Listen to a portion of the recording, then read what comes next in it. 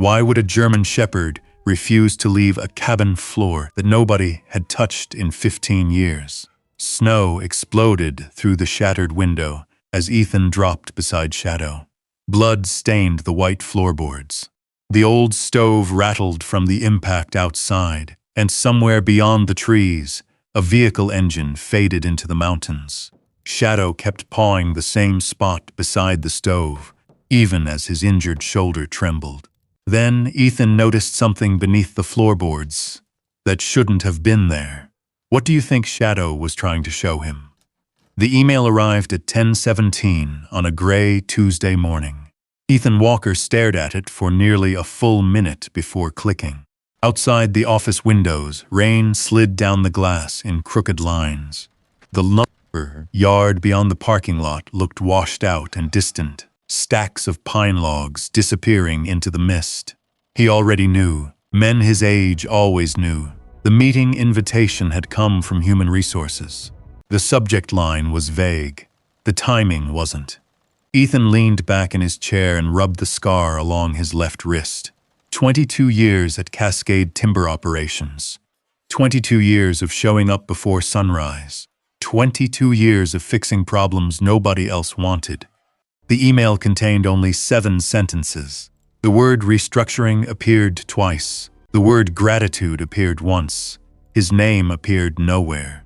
By 11:04, he was sitting across from a young manager who couldn't have been older than 32. The kid kept adjusting his tie, couldn't hold eye contact. Ethan almost felt sorry for him. Almost. "We appreciate everything you've done here," the manager said.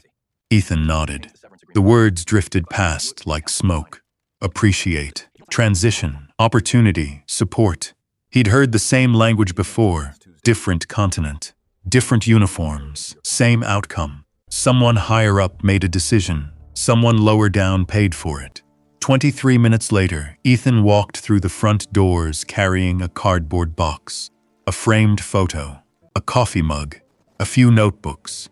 Nothing that looked remotely like 22 years of a man's life. Rain tapped softly against the pavement. The parking lot was nearly empty. At the far end sat his old Ford F-150, and beside it waited Shadow. The German Shepherd was sitting perfectly still beneath the overhang, ears alert, amber eyes fixed on Ethan. The dog stood immediately, not excited, not nervous, just present, as if he had known. Ethan opened the passenger door. Shadow climbed inside without a sound. The dog settled into his usual position and rested his head near the window. Neither of them looked back at the building. The drive home took 43 minutes. Neither the radio nor Ethan made a sound. The apartment felt smaller than usual. 2 rooms, 1 worn recliner, 1 faded couch, a refrigerator that hummed louder every month. The kind of place a man ends up in when life keeps taking pieces and he keeps letting them go. Ethan set the cardboard box on the kitchen table. For a while he simply stood there. The silence pressed against the walls. His wife had been gone for 9 years. Cancer. His daughter lived nearly 1,000 miles away now. The phone rarely rang. Most days, Shadow was the only heartbeat he heard. The dog wandered over and dropped a weathered tennis ball at Ethan's feet. A ritual, an invitation. Ethan looked down.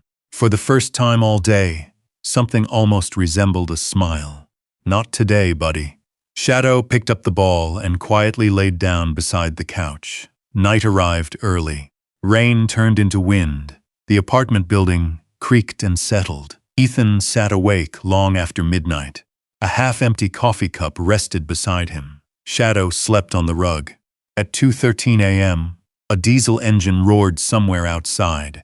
The sound exploded through the darkness. Ethan was moving before he was conscious. His hand closed around the flashlight beside the couch. His body dropped low. Pulse hammering. Eyes searching, door, window, hallway, escape route. The apartment vanished. For 1 fractured second, he was back in Kandahar. Dust, radio chatter, rotors overhead, a convoy stopping where it shouldn't. The memory slammed into him with brutal clarity. Then it was gone. Only the darkness remained. Only the apartment. Only the truck outside backing into a loading dock. Ethan slowly straightened. His breathing sounded too loud. Shadow was already there. The dog pressed against his leg without being called. Steady, warm, real. Ethan lowered himself back onto the couch.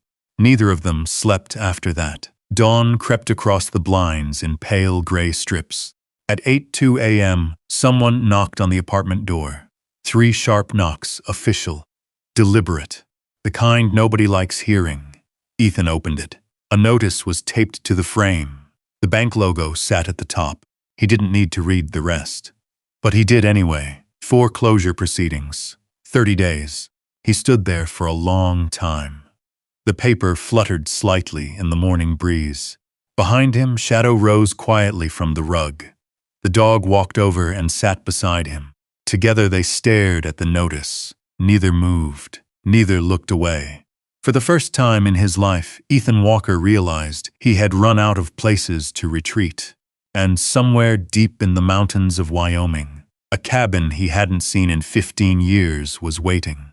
The thought came to him slowly, not as a decision, but as an old sound rising through floorboards. He closed the apartment door and stood with the foreclosure notice in his hand until the paper softened beneath his fingers. Shadow watched him from beside the kitchen table, ears forward, eyes steady. The dog did not whine. He did not pace. He simply waited the way he always did when Ethan's breathing got too shallow, or his hands stayed clenched too long. Ethan folded the notice once, then again, and laid it beside the cardboard box from Cascade Timber. There was nothing left to argue with.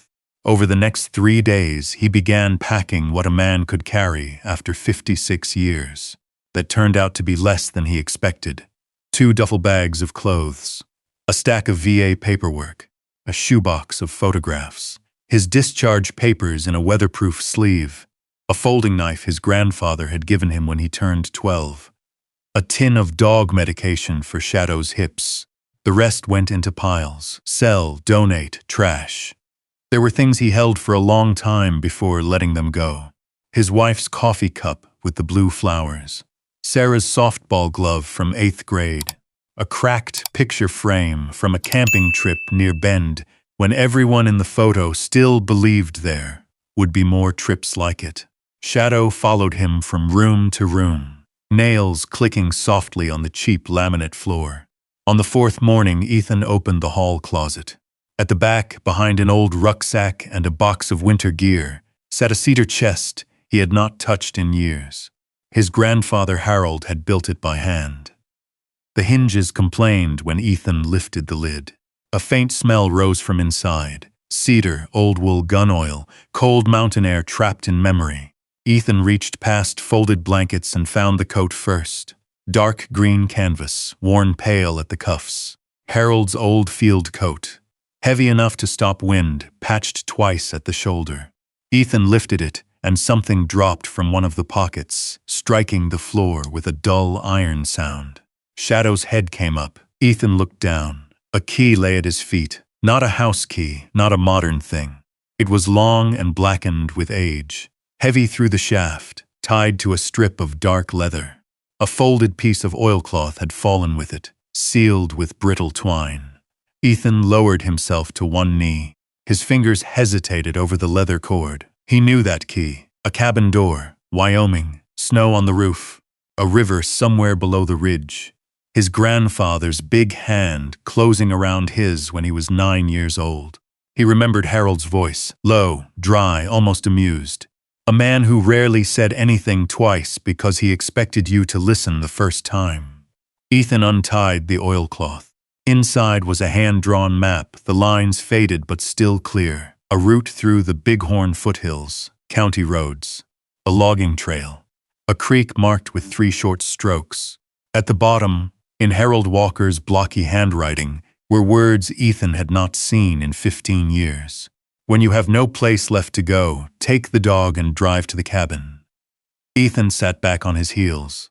Shadow moved closer and sniffed the paper once, then looked up at him. There was another sheet beneath the map, a letter. Ethan unfolded it carefully. The paper had yellowed at the edges, but the ink was dark. Ethan, if you're reading this, then the world has done what the world does. It has taken too much and called it normal. I hope I'm wrong. I hope you read this someday with a good job, a full table, and people who know how lucky they are to have you. But if I'm right, then listen close. Go to the cabin, take your dog. Do not go alone. And do not open what is under the floor by the stove until you are certain you have nothing left to lose. Ethan stopped reading. The apartment around him seemed to go quiet in a different way. Shadow sat beside him now, shoulder pressed against his ribs. He read the final line. That dog will save your life more than once if you let him. Harold Walker. Ethan closed his eyes.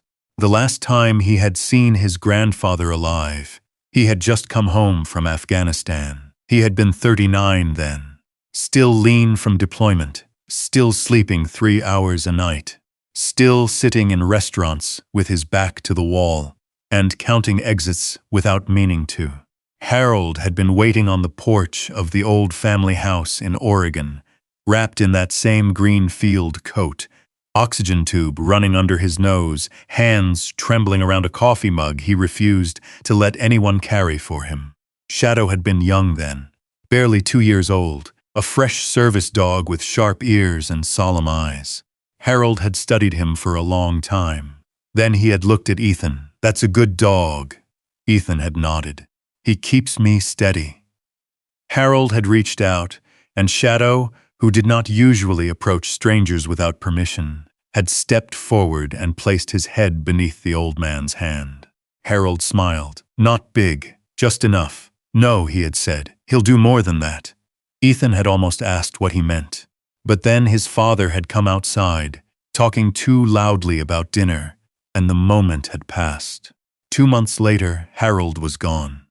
15 years after that, Ethan was kneeling in a half-packed apartment with the old man's key in his hand. A truck passed outside. The floor trembled faintly. Ethan did not flinch this time. Shadow was still pressed against him. Ethan stood slowly and looked around the apartment. The foreclosure notice on the table, the cardboard box, the bare walls. The life reduced to what would fit in the bed of a truck. He walked to the window. Rain had stopped.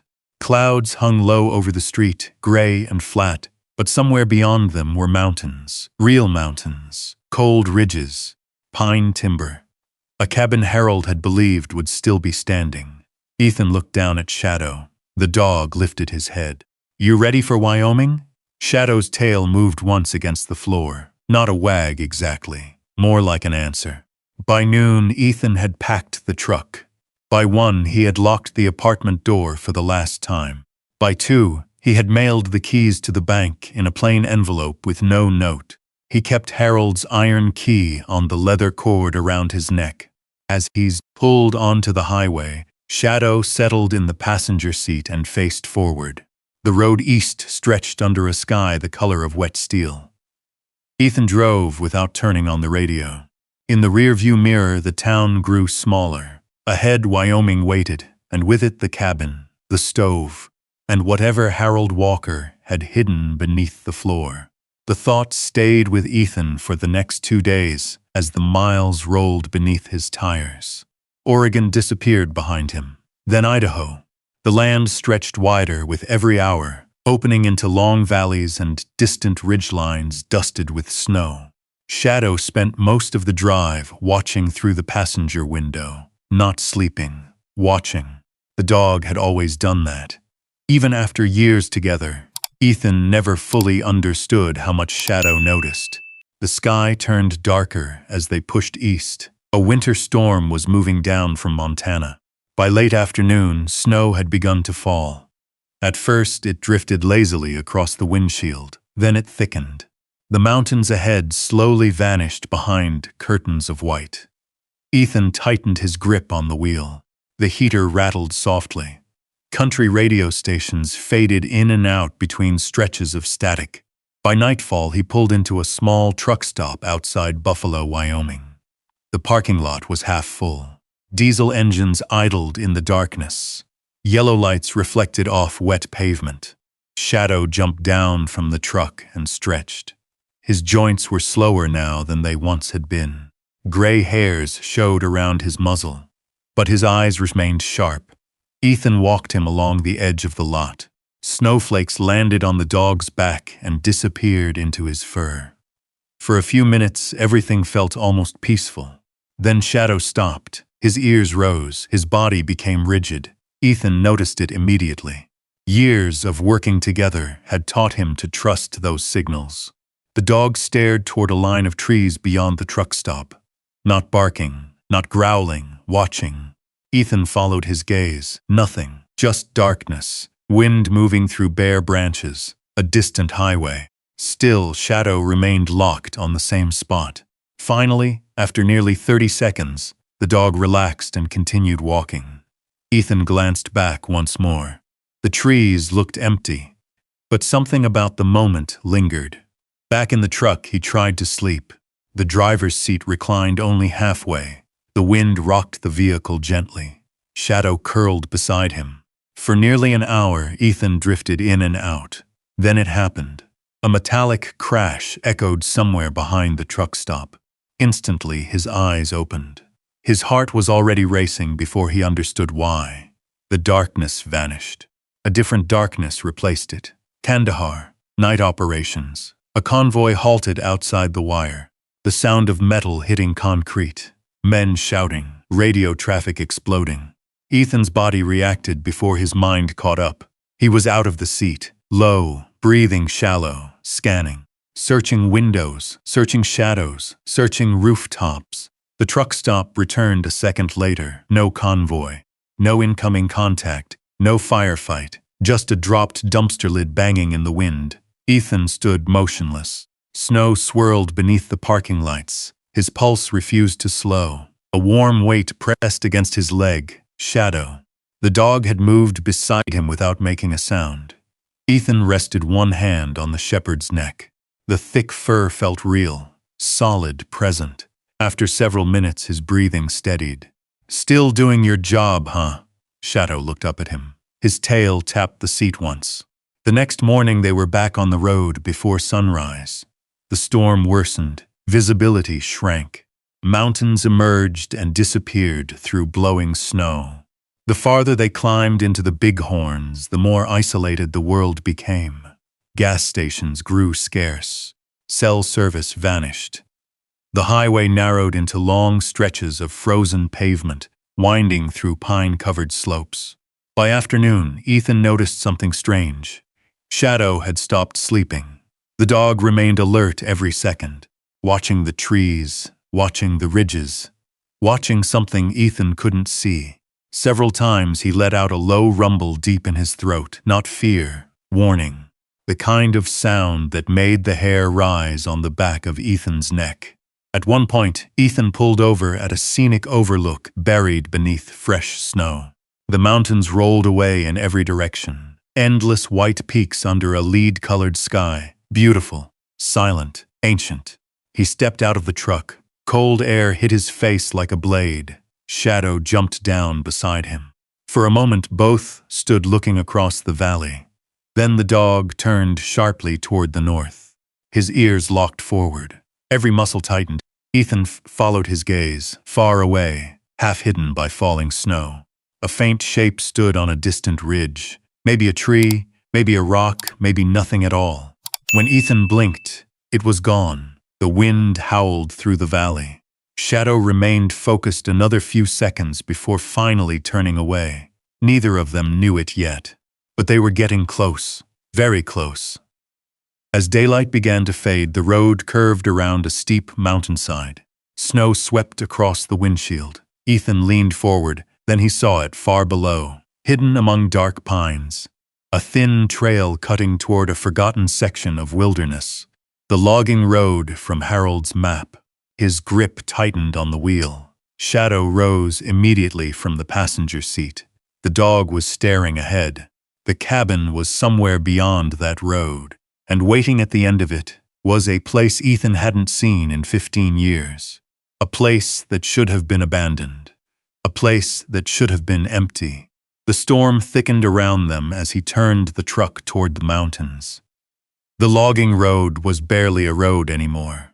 Snow covered the ruts. Pine branches leaned low beneath the weight of ice. The truck crawled forward with its headlights cutting 2 weak tunnels through the white. Every few yards, the tires slipped, found gravel, then slipped again. Ethan kept both hands on the wheel. Shadow stood braced in the passenger seat, front paws planted, nose pointed toward the windshield. He had stopped looking out the side windows. Now he stared straight ahead, ears high, body tight. "Easy," Ethan murmured. The dog did not look at him. The road climbed for nearly 40 minutes. At the last switchback, Ethan recognized a split boulder half buried beneath snow. His grandfather had once told him it looked like a bear sleeping with its head down. Ethan had been 11, riding in the bed of Harold's old pickup, freezing and pretending not to be cold. The memory came and went. Then the trees opened. The cabin appeared through the storm. Ethan hit the brake harder than he meant to. The truck slid sideways a few feet before stopping. For several seconds, nothing moved except the snow. The cabin stood in a shallow clearing, below a ridge of dark timber. Its steep roof carried a thick layer of white.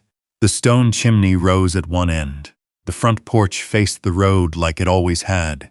But the front door was open, not wide, just enough. A black gap in the storm. And from the chimney, smoke climbed into the gray sky. Ethan sat completely still. Shadow's lips lifted slightly, showing the edge of his teeth.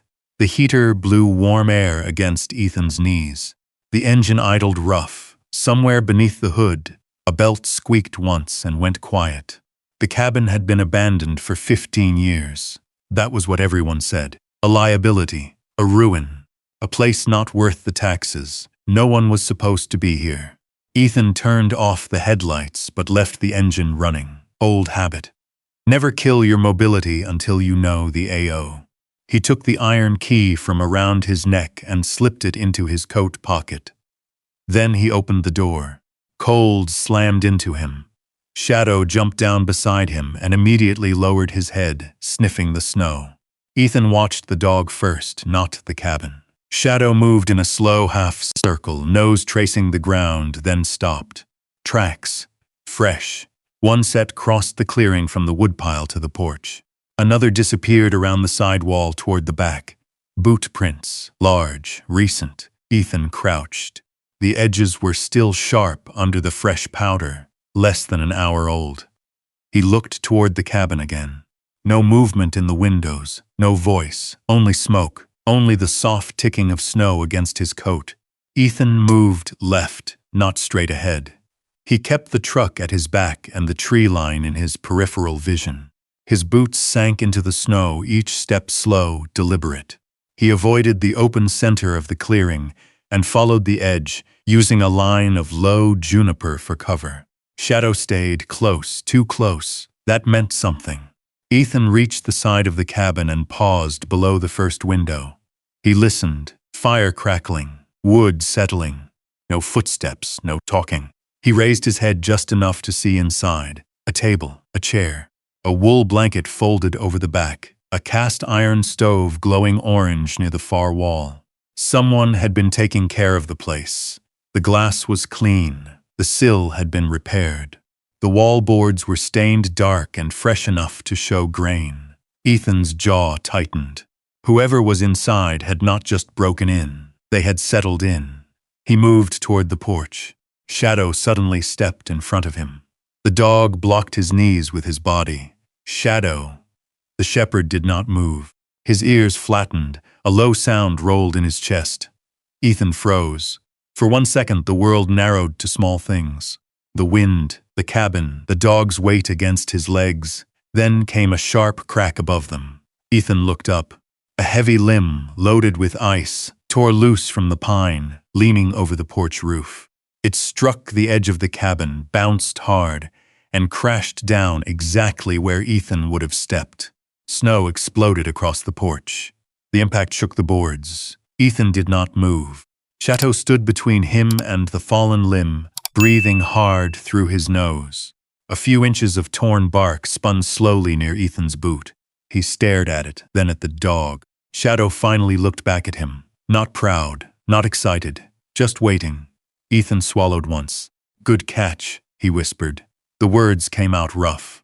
He stepped over the broken limb and climbed onto the porch from the side, avoiding the damaged boards. Shadow followed, limping slightly for 2 steps before shaking it off. The front door remained cracked open.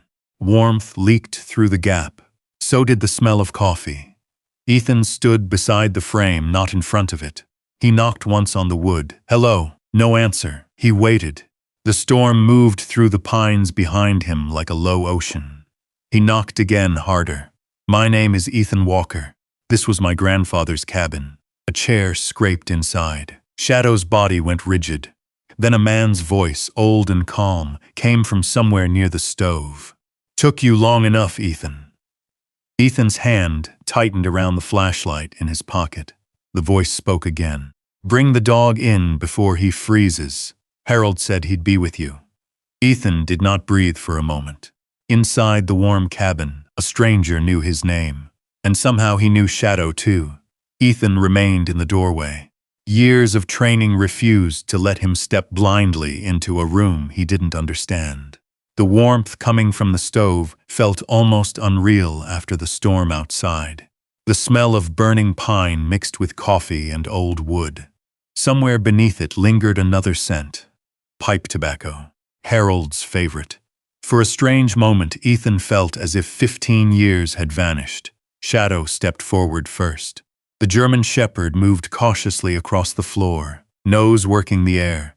The stranger remained seated. An older man. Early 70s, broad shoulders softened by age, gray beard, weathered face. A green flannel shirt rolled at the sleeves. His hands rested openly on the table. No weapon, no sudden movement, just patience. The man nodded toward Shadow. Good dog. Shadow stopped 10 feet away and studied him. The old man didn't reach for him, didn't whistle, didn't call him over. He simply waited.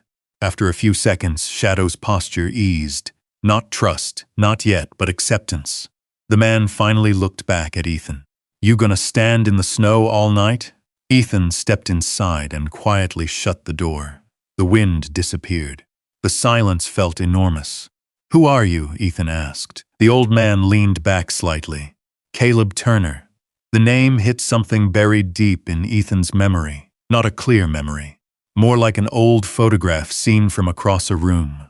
Harold's hunting trips. Stories around campfires. A laugh like gravel. Caleb seemed to notice the recognition. Your grandfather and I cut timber together before either of us had enough sense to quit. Ethan said nothing. The old man smiled faintly. That's Harold's stare right there. He used to look at people exactly like that when he thought they were full of nonsense. Against his will, Ethan almost smiled. Almost. Caleb pushed a mug across the table. Coffee. Ethan glanced at it, then at Caleb, then at the room. Everything looked maintained. The windows, the roof beams, the furniture. Nothing matched 15 years of abandonment. You've been living here? No. Caleb shook his head. I live down in Elk Creek Valley. Then why is there a fire in the stove? Because I lit one. The answer arrived so casually that Ethan wasn't sure how to respond. Caleb took a slow drink from his mug. I come up 3 times a month. More in winter. Why? The old man looked at him for several seconds. Then he stood. He moved slowly but not weakly, like a man whose body had earned every ache. Without a word, he walked to a shelf near the fireplace and removed a weathered wooden box. He brought it back and placed it on the table. The lid bore a familiar mark, a small carving of a pine tree. Harold's mark. Ethan felt his chest tighten. Caleb opened the box. Inside were dozens of envelopes, stacked neatly, organized by year. Everyone addressed to Caleb Turner. Everyone signed by Harold Walker. Ethan stared. What is this? Caleb's eyes drifted toward the stove. A promise. The fire cracked softly. Outside, the storm rattled the windows. Inside, neither man moved. Finally, Caleb spoke. About 6 months before he died, Harold came to see me. His voice lowered. He knew his heart was failing. Ethan looked away. Even now, talking about Harold's death felt strange, like discussing a mountain that should still be standing. Caleb continued. He brought these. He tapped the box. And he told me one thing. Ethan waited. Caleb's gaze settled on him. He said, "One day, my grandson is going to come up that road with a German shepherd beside him. When he does, make sure the cabin is ready." The room went completely still. Even the wind seemed farther away. Ethan looked at Shadow. The dog had settled near the stove but was watching both men closely. "He said that?" "Word for word," Caleb nodded. He didn't know the dog's name back then. A faint smile appeared beneath his beard, but he knew there'd be one. Ethan looked down at the wooden box. His grandfather had been dead 15 years. 15 years. And somehow this cabin had survived exactly as he remembered. The roof repaired, the stove maintained. The road cleared enough to reach. Waiting, the realization settled over him slowly. Not like surprise, like weight. Someone had spent 15 years honoring a promise. Caleb seemed to understand what Ethan was thinking. He paid the property taxes. Ethan looked up. "What? Set aside money before he died." Caleb shrugged. "Not much." "Enough," the old man chuckled softly. "He also paid me. To maintain the cabin? $1 a year." Ethan blinked. Caleb grinned. "I'm serious." He opened one envelope. Inside was a check. $1. Signed by Harold Walker. Dated 14 years ago. Another. $1, then another. Every year. Every single year. Ethan stared at the stack. The firelight danced across the faded ink. For the first time since losing his job, something shifted inside him. Not happiness, not relief. Something smaller. A feeling he hadn't experienced in a long time. The feeling that someone had expected him to survive. Caleb carefully returned the checks to the box. Then he stood again. This time he walked toward an old cabinet beside the staircase. He opened the door and removed a thick leather-bound journal. The cover was worn smooth from use. No title. No decoration. Just years. Caleb carried it back and placed it gently in front of Ethan. His expression changed. The humor disappeared. The warmth remained. But something deeper took its place. "Your grandfather left a lot of things behind." Ethan stared at the journal. The leather looked familiar, almost sacred. Caleb slid it across the table. "This is where you start." Ethan slowly reached for it. The first page weighted beneath his fingertips. And for the first time since arriving at the cabin, he was afraid of what he might find. The journal felt heavier than it should have, not because of its size, because of who had written it. The fire crackled softly in the cast-iron stove. Wind brushed against the windows. Shadow lay stretched across the hearth, one eye open, watching the room. Caleb quietly rose from the table. "I'll leave you to it." Ethan looked up. "You sure?" Caleb nodded. "Some things aren't meant for an audience." A few moments later, the old man disappeared upstairs. The cabin settled into silence. Ethan looked down again. Then he opened the journal. The first page contained only one sentence. "If you're reading this, Ethan, then life unfolded exactly the way I was afraid it would." His jaw tightened. The handwriting was unmistakable. Harold's block letters, strong, careful, steady. The writing of a man who measured words before using them. Ethan turned the page. The next entry was dated 31 years earlier. Ethan was 25. The journal wasn't about Harold. It was about him. Page after page, year after year. Observations, memories, predictions. Things Ethan had forgotten. Things nobody else had ever noticed. July 14. Ethan caught a trout today and gave it to a boy who hadn't caught anything. He pretended it wasn't a sacrifice. It was. October 3. He volunteered for extra shifts again. Doesn't know how to leave work at work. December 22. Everyone says he's strong. They're wrong. What he really is willing. Ethan stared at the page. The words seemed impossible, not because they were dramatic, because they were accurate. He kept reading. Hours passed. Outside, snow continued to fall. Inside, the fire burned lower. The entries changed as Ethan got older. Harold wrote about his army enlistment, his deployments, his marriage, the birth of Sarah. Then Afghanistan appeared. The tone changed, became quieter, more careful. One entry stopped Ethan cold. March 18. He called today from Afghanistan. Tried to sound fine. People always think silence hides weakness. They're wrong. Silence usually hides pain. Ethan slowly lowered the journal. His eyes drifted toward the fire. The memory surfaced before he could stop it. A dusty road outside Kandahar. A convoy. Heat shimmering above the vehicles, the sudden flash, the shockwave, then chaos, an IED, the smell, the screaming, the radio traffic, the impossible realization that someone wasn't getting up. Not this time, not ever again. Corporal Mike Donnelly, 24 years old, new father, best friend, gone in less than 2 seconds. Ethan closed his eyes. His hand tightened around the journal. The cabin disappeared. The years disappeared. For a moment he was standing in Afghanistan again, watching medics run, watching dust settle, watching a body bag being zipped shut. A warm weight pressed against his leg, Shadow. The German shepherd had crossed the room without a sound. He rested his head against Ethan's knee, grounding him, pulling him back.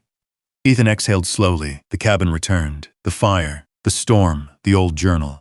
Shadow remained beside him, as if he understood exactly where Ethan had gone. Maybe he did. Ethan scratched behind the dog's ears. Still dragging me home. Shadow's tail moved once. Ethan opened the journal again. The later entries hurt more. Harold had noticed things Ethan thought he had hidden. The drinking after deployment, the sleepless nights, the way he always chose the chair facing the door. The way loud noises made his shoulders tense. One entry carried no date at all, only a sentence. He carries dead men farther than they ask to be carried. Ethan stared at those words for a very long time. Then he turned the page. The next entry mentioned Sarah, 7 years old, running around the cabin, laughing, throwing pine cones at Ethan while Harold pretended not to notice. A memory surfaced so vividly Ethan could almost hear it. Sarah's laughter, his wife's voice, summer sunlight. For a moment, everyone was alive again. For a moment, everything still worked. The feeling vanished quickly, but not before leaving something behind. A reminder, there had been good years. Not everything was loss. The fire burned low. Darkness settled outside. At some point, Caleb came downstairs carrying another armload of wood. He added 2 logs to the stove without speaking. Neither man interrupted the silence. Hours later, Ethan finally closed the journal. His eyes felt tired, his chest felt heavier, and lighter, both somehow. He stood and stretched. The cabin creaked softly around him. "There's more," Caleb said from his chair. Ethan looked over. "What do you mean?" The old man nodded toward the journal. "That's only volume 1. Ethan blinked. "Volume 1? A faint smile crossed Caleb's face. "Your grandfather had a lot to say." For the first time all evening, Ethan laughed. A short laugh, rough from disuse, but real. The sound surprised both of them. Shadow immediately lifted his head, his ears perked, almost as if hearing laughter again mattered. Later that night, Ethan climbed the narrow staircase to the upstairs bedroom. The room looked almost untouched. The same quilt, the same dresser, the same small window overlooking the trees. Snow drifted past the glass. He sat on the edge of the bed. Shadow settled on the floor beside him. The dog refused to sleep anywhere else. Not tonight, not here. Ethan lay down fully clothed. The mattress creaked. The darkness gathered slowly. For a while he listened to the wind. Then sleep finally came, and with it came the dream. Rotor blades, radio chatter, a medic yelling coordinates, blood on gloves, a helicopter lifting into a desert sky. Ethan jerked awake. His heart slammed against his ribs. The room was black. For half a second he didn't know where he was. Then a familiar weight landed against the side of the bed. Shadow. The German shepherd pushed his head against Ethan's chest. Steady pressure, steady breathing, no panic, no noise, just presence. Ethan rested one hand on the dog's neck. Gradually his pulse slowed. The nightmare loosened its grip. Outside, the storm continued through the mountains. Inside, the cabin held.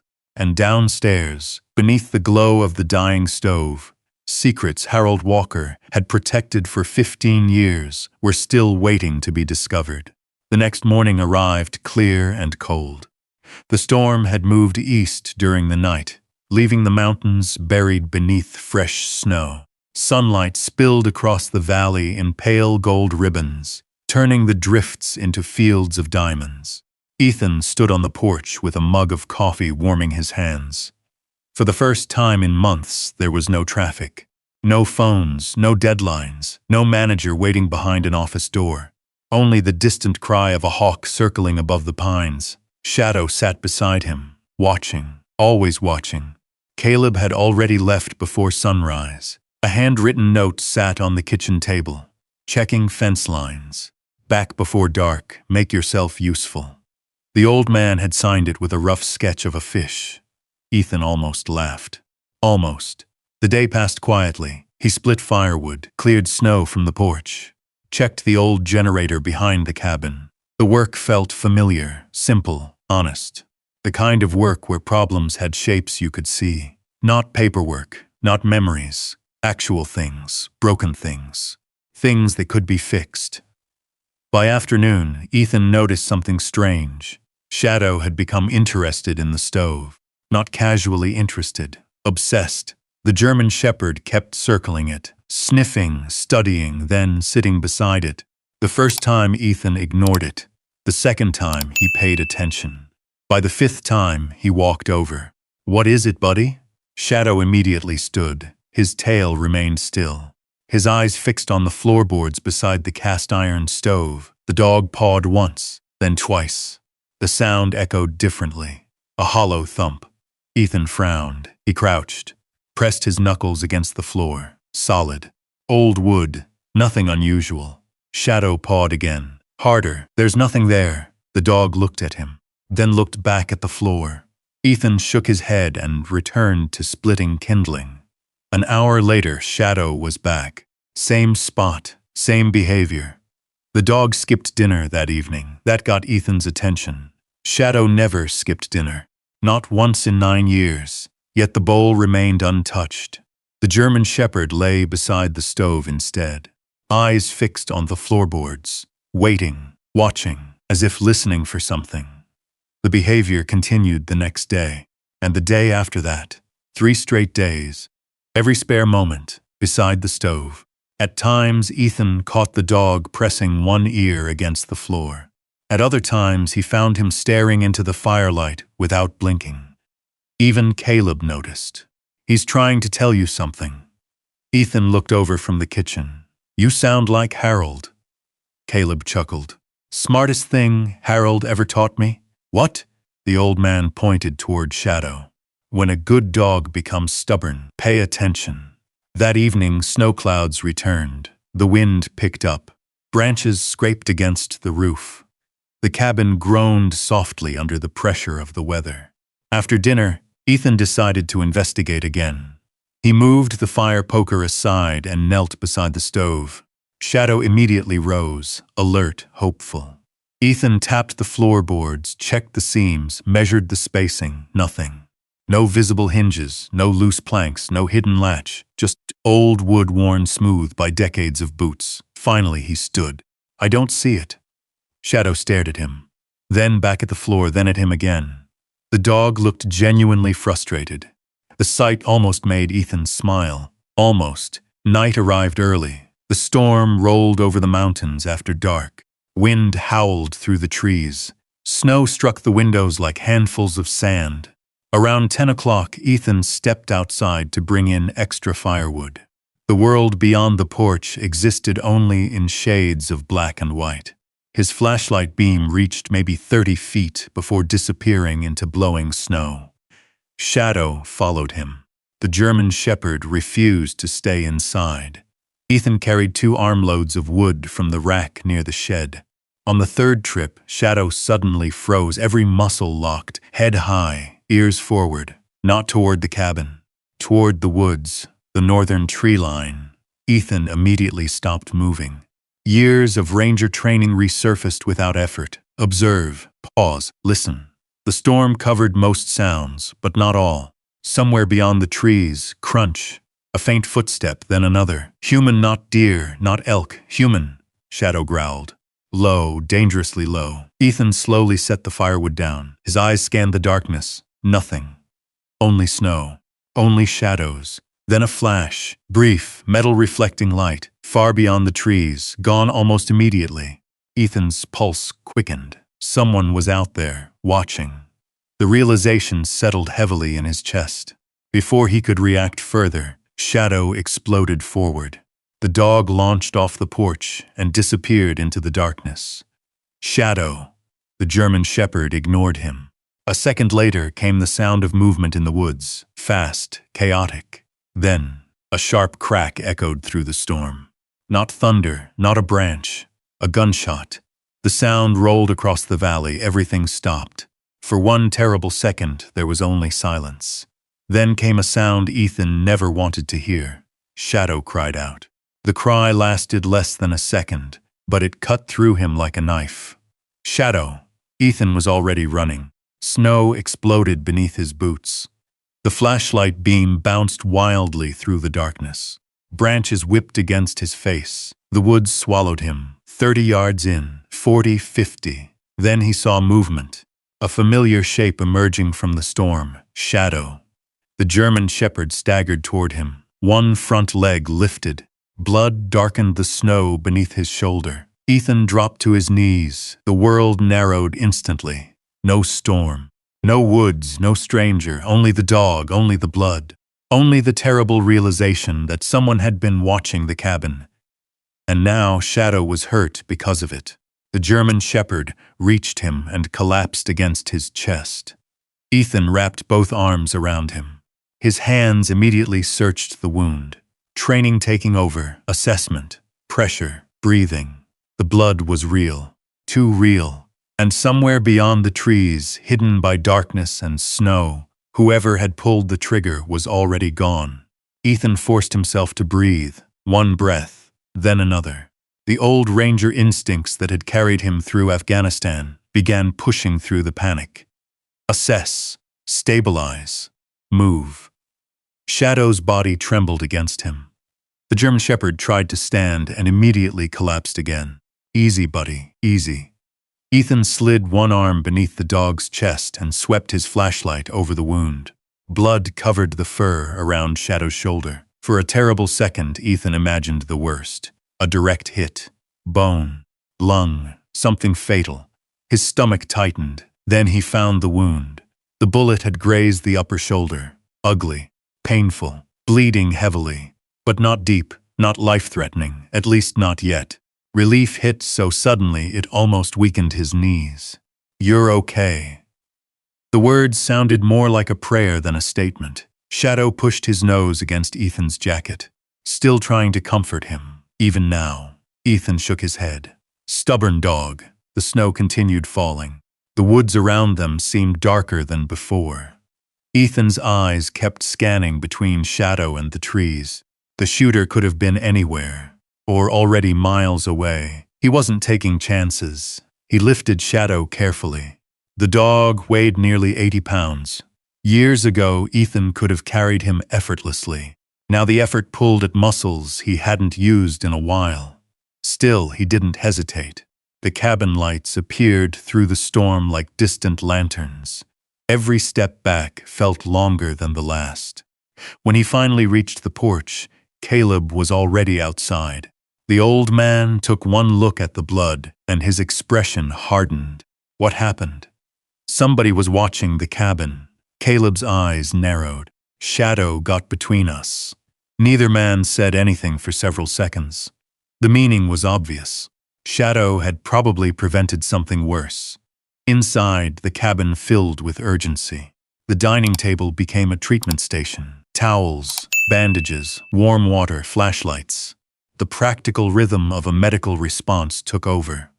Ethan clipped fur away from the wound. His hands remained steady. Years vanished.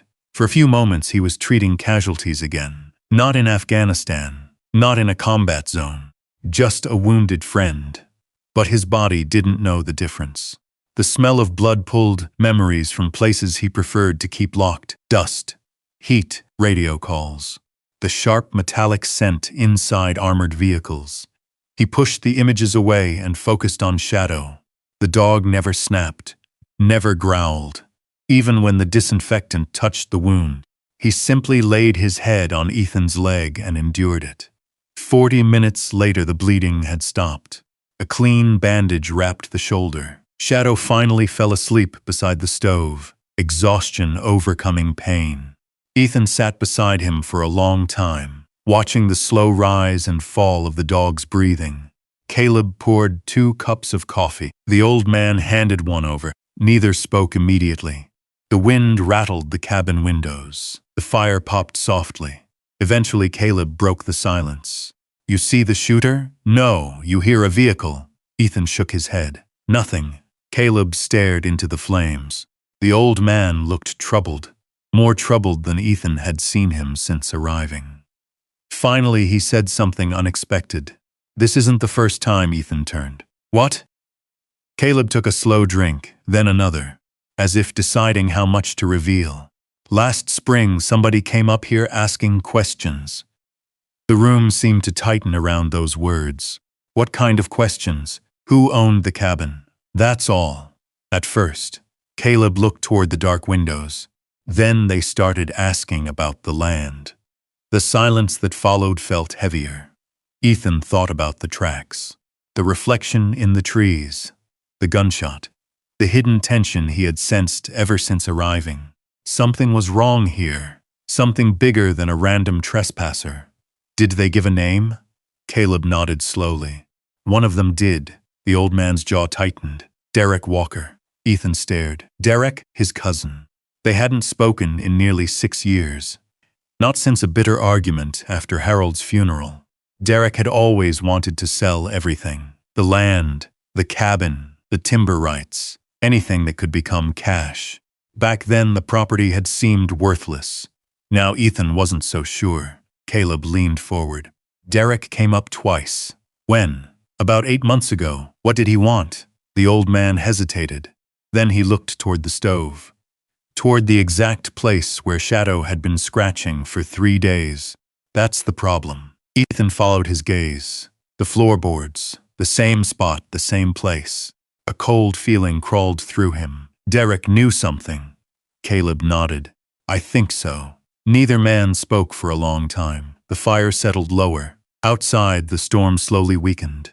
Finally, Ethan stood. He walked toward the stove. Shadow opened one eye, watching. The German shepherd's tail moved weakly against the floor. The same place. 3 days. Endless scratching. Endless attention. Ethan crouched. This time he noticed something different. A slight vibration beneath his hand. Tiny. Almost imperceptible. The loose tremor of wood sitting above empty space. His heartbeat slowed, not from calm, from focus. He tapped the floor again. The sound echoed differently. Hollow. Caleb rose from his chair. Neither man said a word. They didn't need to. Shadow had been right all along. Ethan ran his fingers along the seams between the boards. One edge felt smoother than the others, worn by use, not age. Use. A hidden line. A concealed opening. The realization settled between them. Whatever Harold had hidden. Whatever Derek had come looking for. Whatever had drawn a stranger with a rifle into the woods. It was beneath the stove, and for 15 years it had remained undiscovered, until a wounded German shepherd refused to walk away from it. The cabin was silent except for the crackle of the stove. Snow drifted against the windows. The fire cast long shadows across the floorboards. Ethan remained kneeling beside the spot. Shadow had been guarding for days. His fingertips followed the seam again. This time he felt it clearly, not a natural gap, a deliberate one. Hidden, carefully concealed. Harold had built this. That meant Harold had wanted it found, eventually, just not easily. Caleb brought over a lantern and set it on the floor. The warm glow illuminated the worn planks. "See it?" the old man asked quietly. Ethan nodded. "Yeah." Shadow lifted his head from his blanket. Despite the bandage wrapped around his shoulder, His eyes never left the floor, almost as if he knew they were finally listening. Ethan reached for the iron fireplace poker. The metal slid carefully into the narrow seam. He applied pressure. Nothing. The compartment held. He adjusted the angle, tried again. A faint click sounded beneath the floor. Both men froze. The click was followed by a soft shift, wood moving against wood, a mechanism, old but maintained. Ethan carefully lifted. This time a section of flooring rose upward, not much, just enough to reveal darkness beneath. A hidden hatch. For several seconds nobody spoke. Even Caleb seemed surprised. "I'll be damned." Ethan slowly raised the panel. Cold air drifted upward from below. Not the stale air of a sealed compartment. Fresh air, ventilated somehow, maintained. His pulse quickened. The lantern light revealed a narrow staircase descending beneath the cabin. The steps disappeared into shadow. Harold had built an entire room beneath the floor, and nobody in the family had known. Not for 15 years. Maybe longer. Ethan grabbed the lantern. His military instincts immediately began cataloging details. One entrance. Unknown interior. No visible threats, limited visibility. He almost laughed at himself. Even now, even here, Caleb watched him. "You planning to clear it like Faludonja?" Ethan glanced over. For a moment the old man smiled. Then Ethan found himself smiling too. Just barely. "Old habits." Caleb nodded. "Then let's see what your grandfather was hiding." The staircase creaked softly under their weight. Shadow attempted to stand. Immediately, the German shepherd wanted to follow. Ethan crouched beside him. "No," the dog protested with a low whine. Ethan rested a hand on his neck. "You stay." Shadow looked toward the opening, then back at Ethan. Reluctantly, he settled down, still watching, always watching. The room below was larger than either man expected, far larger. The lantern revealed rough stone walls reinforced with timber beams, a workshop. Not a bunker, not a vault, a workshop. Rows of workbenches lined the walls, cabinets, shelves, tool racks. Everything organized with Harold's trademark precision. Dust covered some surfaces, but not much. Someone had maintained the ventilation. The room felt preserved rather than abandoned. Ethan moved deeper inside. The lantern light revealed objects one by one. Leatherworking tools, hand-carved molds, woodworking benches. Then something else. Dozens of knives, custom-made, beautifully crafted, each resting inside its own display case. Nearby stood several handcrafted saddles, silver-inlaid spurs, finely tooled leather holsters. The work of a master craftsman, not a hobbyist, a professional. Caleb let out a low whistle. Good Lord. Ethan slowly turned. Every wall held evidence of decades of work. Harold hadn't merely been a hunter, or a retired rancher. He had built something significant. Then the lantern reached the back wall, and both men stopped.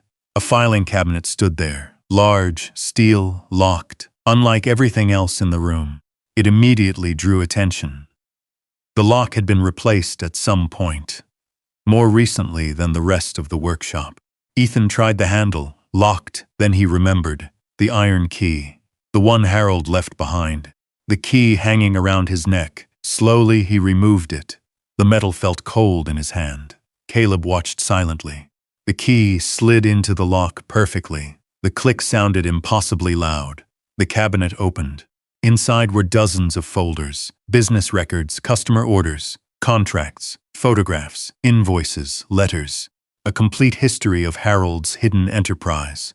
For years, he had sold handcrafted work throughout the West. Wyoming, Montana, Idaho, Colorado. The names on the invoices grew increasingly familiar. Large ranches, outfitters, collectors, people who paid extraordinary amounts for custom work. Ethan flipped through the files. The numbers became larger with each decade. Then he found something different. A folder separated from the others. Thicker, marked with a single handwritten word, property. His stomach tightened. He opened it. Maps, surveys, land records, old correspondence, then newer correspondence, far newer. His eyes narrowed. One name appeared repeatedly. Derek Walker. The folder contained letters dating back nearly 8 years. Purchase offers, requests, legal inquiries, attempts to acquire ownership rights, attempts to buy the cabin, attempts to buy the surrounding land, attempts to pressure Harold's estate, attempts that had all failed. Caleb stepped closer. "What is it?" Ethan handed him one of the letters. The old man's face darkened immediately. "Derek." There was no surprise in his voice, only confirmation, as if a suspicion had just become fact. Ethan continued reading. The deeper he went, the worse it became. Derek hadn't just wanted the cabin.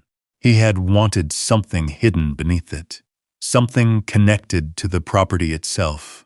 Something valuable enough to keep returning. Valuable enough to send people asking questions. Valuable enough to place a watcher in the woods. The realization settled heavily over the room. Someone knew about Harold's secret.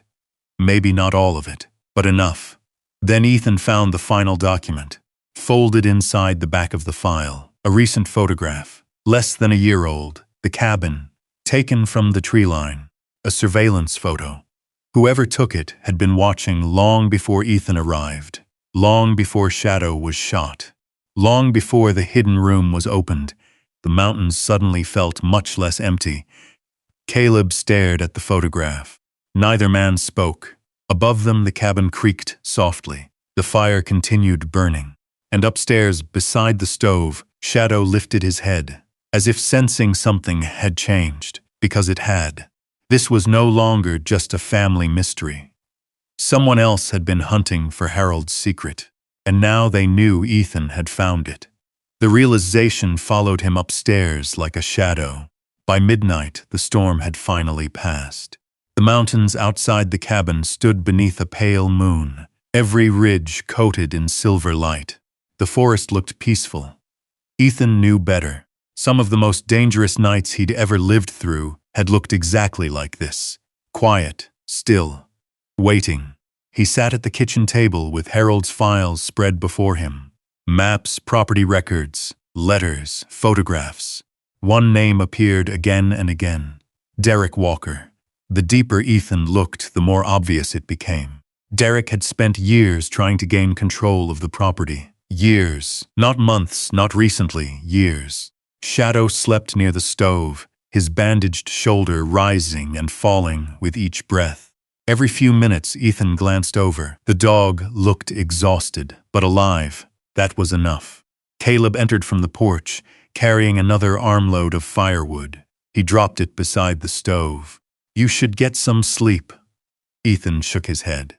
"I've got a feeling tonight isn't the night for sleeping." The old man looked toward the dark windows. He didn't argue. At 12:43 a.m., Shadow's head came up instantly, no hesitation. 1 second asleep, the next fully alert. Ethan noticed immediately. The dog wasn't barking. That was what bothered him. Shadow only stayed silent when he was concentrating. His ears turned toward the front wall. Not the door, the wall. Listening. Ethan slowly stood. His body reacted before his thoughts could catch up. The same instincts that had kept him alive overseas quietly took control. Observe. Listen. Don't rush. He crossed the room and turned off the kitchen light. The cabin fell into darkness. Only the orange glow of the stove remained. Caleb looked at him. "What is it?" Ethan held up one finger. "Wait." The old man became silent. Outside, wind moved gently through the pines. Then came the sound. Soft. Almost impossible to hear. Crunch. Snow under a boot. A pause, then another. Crunch. Someone was moving outside the cabin.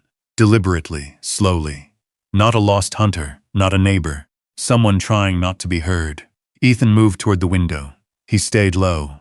Careful. A habit formed long ago. Never silhouette yourself against glass. He eased aside the curtain. Nothing. Just moonlight. Snow. Trees.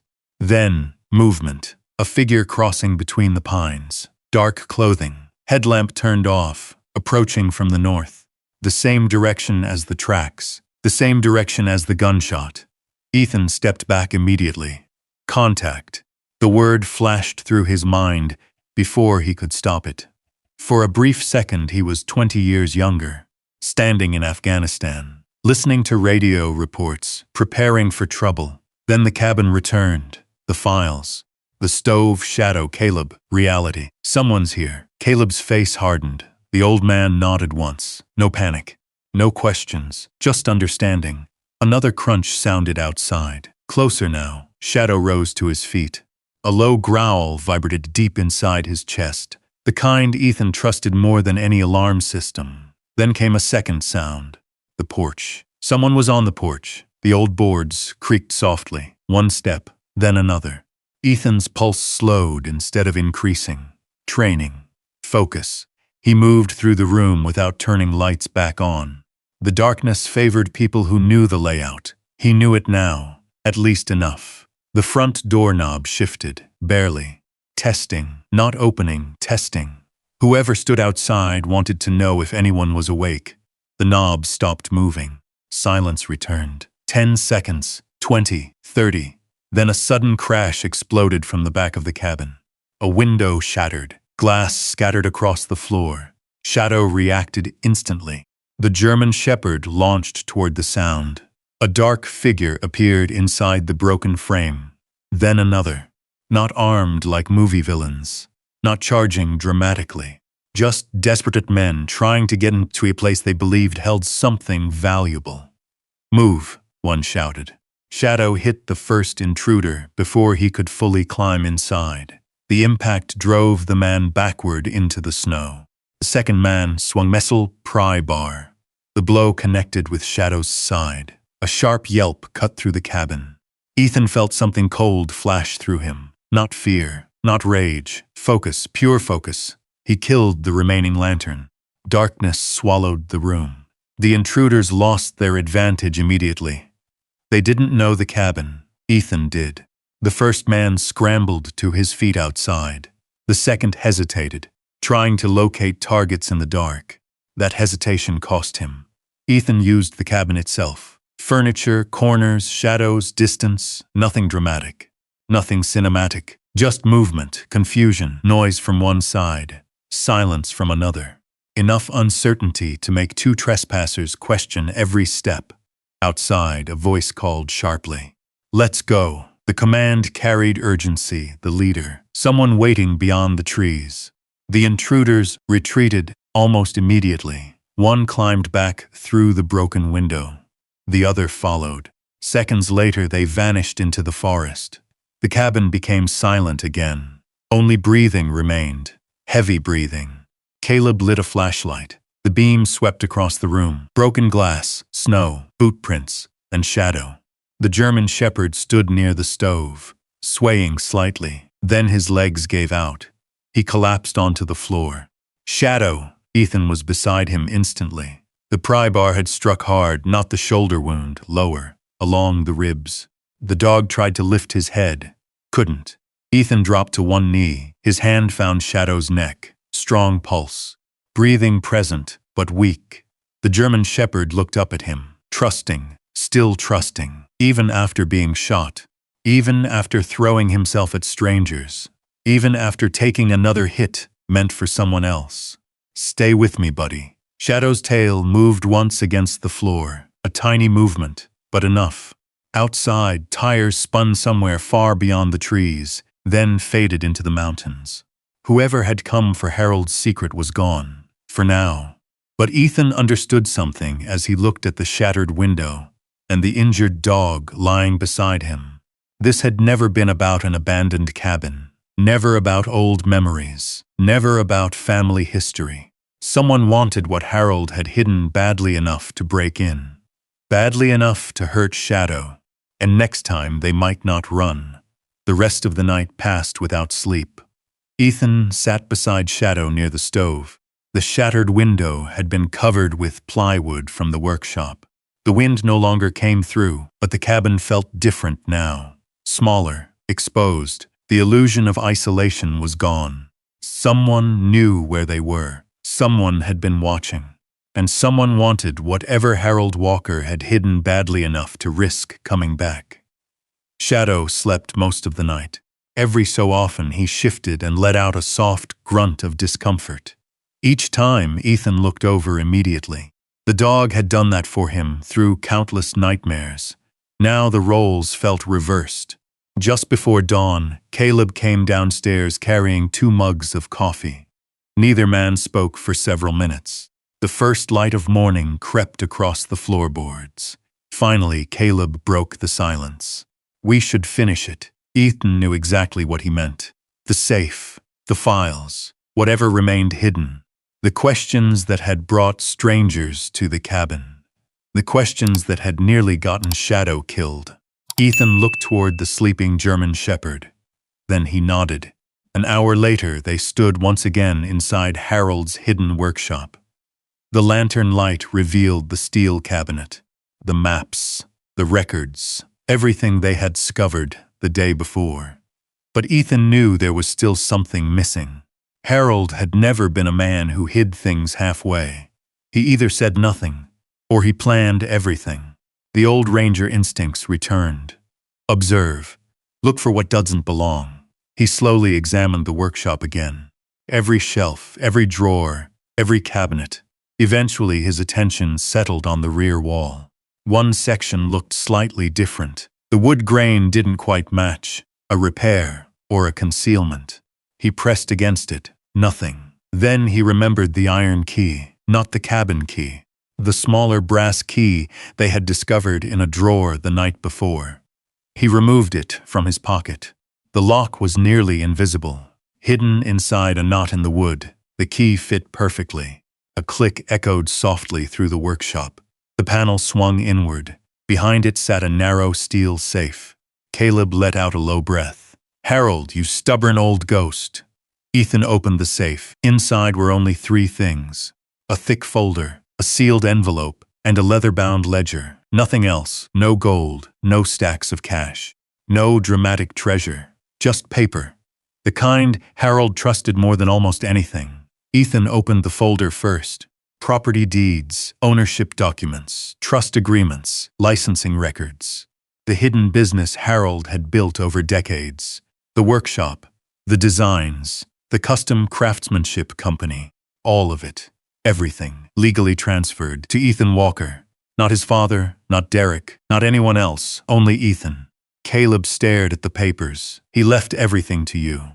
Ethan remained silent. A strange feeling settled in his chest. Not excitement, not disbelief, something deeper, something harder to name. He picked up the ledger. Inside were records spanning decades. Orders, payments, royalties, investments, careful planning. Harold had quietly built a successful business few people knew existed. The final pages showed something even more surprising. The business was still generating income. Even now. Design royalties, licensing agreements, collector commissions. The amount wasn't enough to make headlines, but it was enough. More than enough. Enough to keep the cabin, enough to rebuild a life. Enough that Harold had clearly spent years preparing it specifically for Ethan. The realization left him staring at the pages.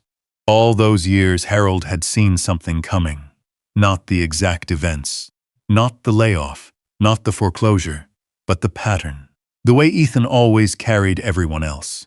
The way he never protected himself. The way life eventually wears down people like that. Only one thing remained. The envelope. Ethan already knew whose handwriting would be on it before he picked it up. His name appeared across the front. Simple. Direct, Ethan. Nothing else. He broke the seal. The paper inside crackled softly.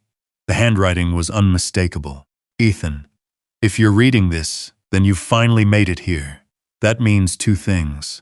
First, life got harder than it should have. Second, you survived it. I'm proud of you for the second one." The words immediately tightened his throat. He continued reading. "You spent your whole life carrying weight that wasn't yours. Your mother's worries, your father's mistakes, your soldiers, your family, your marriage, even your failures, especially your failures. You carried them all. I always knew you would. That was never your weakness. It was your nature." Ethan stopped for a moment. His eyes blurred slightly. "The cabin seemed very quiet," he continued. "The business is yours. The cabin is yours. The land is yours, not because you earned it, not because you deserve it more than anyone else, because one day, you're going to need a place where nobody can take another piece of you. And if that day has come, then this place belongs exactly where it should. Ethan swallowed hard. Caleb quietly turned away, pretending not to notice. The final paragraph waited below. Ethan read it slowly, one line at a time. And if Shadow is still lying beside you when you read this, then stop telling yourself you've lost everything, because you haven't. A man can survive losing money. He can survive losing work. He can survive losing pride. But as long as loyalty still walks beside him, he isn't finished yet. Trust the dog. He sees things sooner than you do. Love, Harold. The workshop blurred. Ethan lowered the letter. Neither man spoke.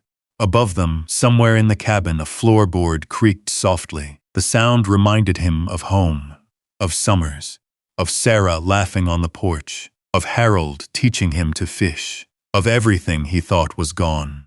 Slowly he folded the letter. Then he looked toward the staircase leading back up, toward the cabin, toward the stove, toward the German shepherd sleeping beside it, the dog who had followed him across states, the dog who had pulled him from nightmares, the dog who had taken a bullet and a beating without leaving his side. For several seconds Ethan simply stood there. Then he quietly slipped the letter into his jacket pocket. There was one thing left he needed to do. One person, one phone number he had avoided for nearly 2 years. His daughter, Sarah. And for the first time since arriving at the cabin, he found himself reaching for his phone. The call sat on the screen for nearly a minute before he pressed it. His thumb hovered, then lowered. The line rang once, twice, 3 times. Ethan almost ended the call. Then he heard her voice. Dad? Everything he had planned to say disappeared. The workshop, the cabin, the trust, Harold, none of it mattered. For several seconds, neither of them spoke. The silence wasn't hostile. It was unfamiliar. The silence of 2 people who once knew everything about each other and now weren't sure where to begin. Hi, sweetheart. His voice sounded rough. Sarah exhaled softly. You okay? The question hit harder than he expected. Not because of the words, because she still cared enough to ask. Yeah, a pause. Actually, I think I am. More silence. Then Sarah laughed quietly. It was a sound he hadn't heard in far too long. That's a strange answer. It feels strange saying it. She was quiet again. Finally, she asked the question he had feared. Where have you been? Ethan looked around the workshop, the hidden room, the lantern, the files, the history, the second chance. Then he answered honestly, finding my way back. The conversation lasted nearly 2 hours, longer than every call they had shared during the previous year combined. He apologized, not dramatically, not perfectly, just honestly, for disappearing after her mother's death, for burying himself in work, for letting grief become distance, for convincing himself she was better off without hearing from him when things got difficult. Sarah listened, sometimes speaking, sometimes crying, sometimes laughing. Neither tried to erase the lost years. They simply stopped pretending those years hadn't happened. When the call ended, she made him a promise. I'm coming to see this place. Ethan smiled. I'd like that. No, he heard the smile in her voice now.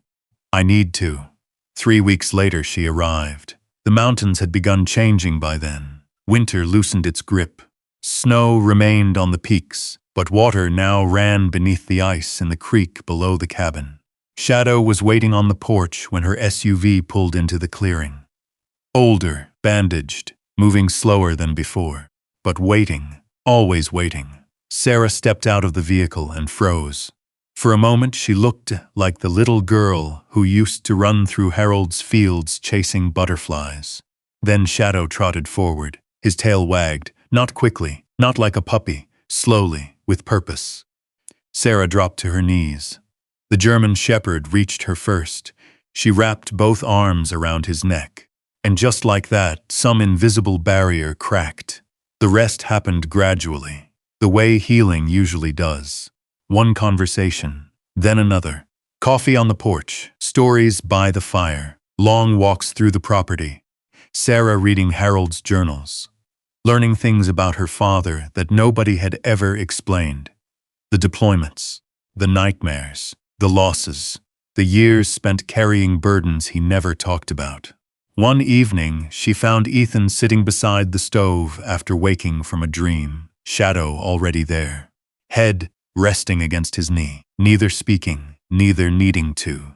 She finally understood why the dog had never left. Summer arrived, then another season, then another. The cabin changed, not physically at first. Emotionally, people began showing up. Other veterans. Friends Caleb quietly connected with. Men and women struggling after military service. Retired service dogs whose handlers needed a place to breathe. People who had nowhere else to go. The property slowly became something new. Not a business, not a charity, a refuge. A place where nobody needed to explain every scar. Harold's workshop reopened. Ethan restored old craftsmanship equipment. The hidden room became a small museum of Harold's work. Visitors came. Stories were shared. Coffee was consumed by the gallon. Laughter returned to rooms that had spent too many years empty. Caleb remained part of it all, usually pretending he wasn't, usually failing. The legal battle Derek threatened never gained traction. The documents Harold left behind were airtight. Years of preparation had made sure of that.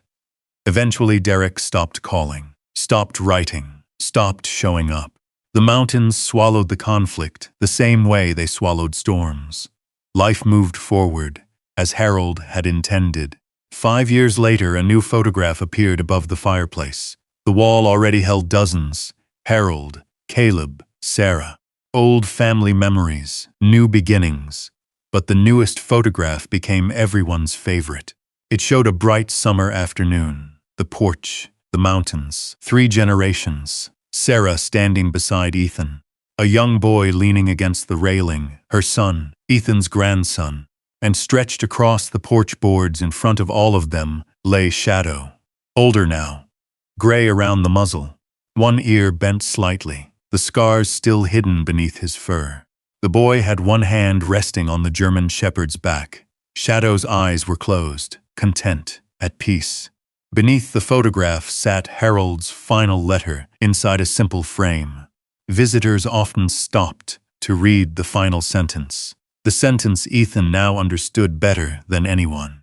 As long as loyalty still walks beside you, you aren't finished yet. On quiet evenings, when sunlight painted the mountains gold and the cabin windows glowed against the darkening trees, Ethan sometimes sat on the porch and looked toward the road that had brought him there. The road where he had arrived, believing he had lost everything. The road where a tired veteran and a faithful German shepherd had carried the last pieces of a broken life into the wilderness. He always smiled at the memory, because Harold had been right.